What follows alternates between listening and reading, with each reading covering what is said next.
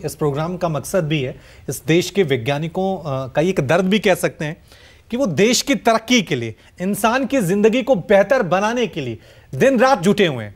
और हमारे हीरो कौन होते हैं? जो एक्टिंग करते हैं, जो टीवी पे छाए रहते हैं, जो ड्रामा करते हैं, वो सिर्फ। तो वैज्ञानिक दृष्टिकोण अगर नई जनरेशन को देना है तो हमें थोड़ा सा अपनी स्कूलिंग की तरफ, हमें लग रहा है कि ये थोड़ा सा ध्यान देने की कोशिश है। थोड़ा सा सर मीडिया पे सवाल उठा रहे हैं, ठीक है, एक सवाल वो हो सकता है, जायज सवाल भी है, लेकिन जो ऑडियंस है वो देखना क्या पसंद करेगी। अगर वो विज्ञान में रुचि लेगी और विज्ञान हमें बच्चों के दिमाग में अगर डाला जाएगा, अगर हमारा मकसद सिर्फ पढ़ाई को नौकरी दिलाना है, हमारा मकसद सिर्फ लाखों की सैलरी लेना है और विज्ञान की तरफ रुचि नहीं होगी रत्नेश साहब, तो फिर वैज्ञानिक कैसे बनेंगे? जी सही बात है। देखिए, मैं थोड़ा सा जुदा ओपिनियन रखता हूँ गौहर साहब से। किसी भी, मैं इसलिए नहीं कह रहा हूँ कि नासा से हमें जानकारी मिलती है या नासा से हम कंपेयर करना शुरू कर, मैं सिर्फ ये कहता हूँ कि अच्छे संस्थानों से प्रेरणा लेना गलत नहीं है। मैं K-12 एजुकेशन की बात कर रहा हूँ। अमेरिका में जैसे हम 12वीं तक की एजुकेशन यहाँ मानते हैं, वहाँ K-12 कहते हैं। वहाँ पर एक बहुत अच्छी चीज़ सिखाई जाती है, stem education, science, technology, engineering and mathematics. उसमें कुछ चीज़ें और स्टीम जोड़ दी जाती है, एक दो चीज़ें इंजीनियरिंग जोड़ दी जाती है, कुछ और चीज़ें। ये स्कूल लेवल से उनके अंदर इनकलकेट किया जाता है, उनके अंदर उनको सिखाया जाता है कि ये चीज़ इम्पॉर्टेंट है। वो अब इंडिया में भी कहीं कहीं स्टेम एजुकेशन का चल रहा है। तो जो अच्छी चीज़ें हैं वो हम कहीं से भी, हम चाइना से ले सकते हैं अच्छी चीज़ें, हम USSR से रशिया से ले सकते हैं, कहीं से भी अच्छे संस्थानों से, अच्छे देशों से, अच्छी स्कीमों से, अच्छे प्रोजेक्ट से प्रेरणा लेना गलत नहीं है।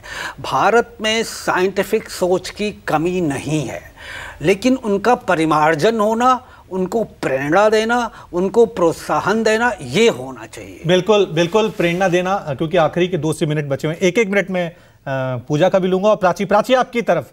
और मेरा बड़ा सिंपल सा सवाल, जब आपने ये तय किया होगा कि मुझे एस्ट्रोनॉमर बन रहा है, खगोल वैज्ञानिक बनना है, तो क्या रिएक्शंस आए थे?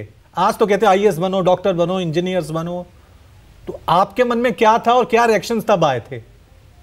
साइंस के प्रति प्रेम जो है, विज्ञान के प्रति हर चीज का खोजना, के पीछे का कारण जानना, ये एक प्रेरणा देता है आपको साइंस की तरफ रुचि के लिए। और एस्ट्रोनॉमिकल साइंस, जो स्पेस साइंस है, वो फील्ड ऐसा है कि वहां आपके पास कोई लिमिट नहीं है। आप, space is not the limit. तो वहां आप जो है, जो जानना चाहते हैं, जो सीखना चाहते हैं, उस पर खोज करते हैं, लगे रहते हैं। एक एस्ट्रोनॉमर, एक खगोल शास्त्री की तरह उस पर लगे रहते हैं। तो ये बहुत मतलब खगोल शास्त्र बनने के पीछे मेरा यही प्रेरणा था कि मुझे साइंस से बहुत प्यार है। साइंस से प्यार होना चाहिए, साइंस से प्यार हमारी होना चाहिए। पूजा, लेकिन आखिर में, क्योंकि अब आखिरी मिनट बचा हुआ है, अब पहला सीजन जिसे कहें चंद्रयान मिशन 3 का, वो कंप्लीट हो चुका है। सीजन 2 किस तरह से देख रहे हैं? वो जो तारीख होगी 23 अगस्त हो सकती है, 23 अगस्त 24 हो सकती है, तो वो कितनी इंपॉर्टेंट होगी? एक जो पहले वाला क्वेश्चन था उसको ऐड करते हुए मैं इसका आंसर आपको देना चाहूँगी कि कितना जब आप एस्ट्रोनॉमर, खगोल शास्त्री मतलब बनने का आप जब बात करते हैं तो कितना डिफ़िकल्ट है। मतलब मैंने खुद पर्सनली ये चीज़ एक्सपीरियंस करा है कि आपके पास इन्फॉर्मेशन नहीं है, जानकारी नहीं है। बच्चों को पता नहीं है कि बनेंगे कैसे, पहुँचेंगे कैसे। मतलब अब धीरे-धीरे करके इंस्टीट्यूट होते हैं, इंजीनियर बन जाइए, आप डॉक्टर बन जाइए, लेकिन आप एक अच्छे साइंटिस्ट बनेंगे, ऐसे कोचिंग इंस्टीट्यूट मैंने कहीं देखे नहीं है। ऊपर से अगर किसी तरीके से आपको पता लग भी जाता है तो आपके पास इतने लिमिटेड 1, 2, 3 इंस्टीट्यूट है जो इसमें काम कर रहे हैं, और उसमें भी सीट्स इतनी लिमिटेड है कि आप वहाँ तक पहुँच ही नहीं सकते। तो इन सब चीज़ों पे काम करना बहुत, क्योंकि हम साइंटिफिक टेम्परामेंट तो जनरेट कर देंगे, बट वो प्लेटफॉर्म कैसे देंगे, इस पे काम करना बहुत ज़्यादा इंपॉर्टेंट है, जो मुझे पर्सनली भी फील हुआ और मुझे लगता है बच्चों को भी फील होता है जब वो आके हमें बताते हैं कि ये प्रॉब्लम हमें फेस हो रही है।